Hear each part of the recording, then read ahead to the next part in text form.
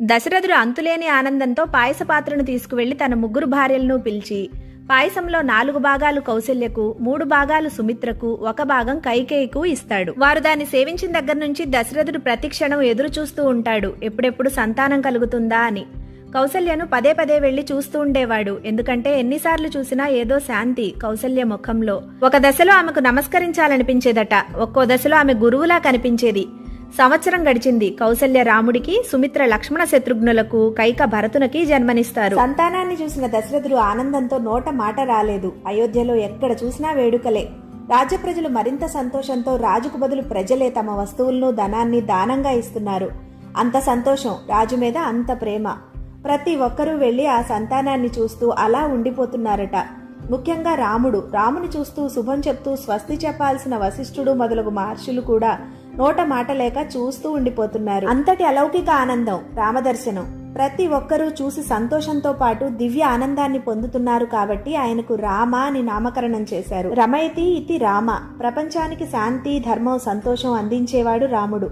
సంస్కృతంలో రమ అంటే ఆనందించడం, సుఖపడడం, మనసు తృప్తిగా ఉండడం. రామ అంటే ఇతరుల హృదయాలను ఆనందింపచేసేవాడు, సుఖాన్ని ఇచ్చేవాడు, చూసిన వారికి, ధ్యానించిన వారికి శాంతి ఇచ్చేవాడు అని అర్థం. ముఖంలో దివ్యమైన వైభవం, ఐశ్వర్య లక్షణం కనిపిస్తున్నందున 2వ వాడికి లక్ష్మణుడు అని, ఎంత భారాన్నైనా మోయగలవాడిలా, దృఢ నిశ్చయం కలవాడిలా కనిపిస్తున్న 3వ వాడికి భరతుడని, శత్రువులను సమూలంగా నాశనం చేయగలవాడిలా కనిపిస్తున్నందున 4వ వాడికి శత్రుఘ్నుడు అని నామకరణం చేశారు. పెరిగి పెద్దవారవుతున్నారు.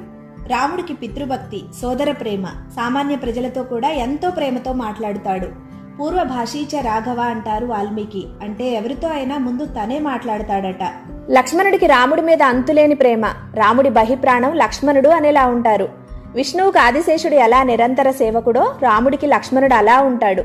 వారు ఆడుకునే ఆటల్లో కూడా రాముణ్ణి గెలిపించాలని భరతుడు, భరతుణ్ణి గెలిపించాలని రాముడు, భరతుడి నీడలా ఉండే శత్రుఘ్నుడు ఎంతో ఆనందంగా అయోధ్య వెలుసిల్లుతూ ఉంది. ప్రజలందరి నోట రాముడే. రాముడు ఇలా ఉన్నాడు, ఇలా చూశాడు, ఇలా మాట్లాడాడు అంటూ.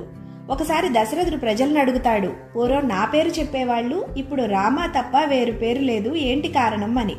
ప్రజలంటారు, మీ పాలనలో మేము ఎంతో సంతోషంగా ఉన్నాం కానీ రాముడు వేరు. అయోధ్యలో ఏ ఒక్కరికి చిన్న కష్టం ఉన్నా రాముడి కళ్లల్లో నీళ్లు ఉంటాయి. ఏ ఒక్కరికి చిన్న సంతోషం ఉన్నా బిడ్డను చూసి తండ్రి సంతోషంతో పొంగిపోయినట్లు రాముడు పొంగిపోతాడు అని చెప్తారు అయోధ్య ప్రజలు. అది విని దశరథుడు సూర్యవంశంలో అందరినీ మరిపించేలా రాముడు ఉన్నందుకు పొంగిపోతాడు.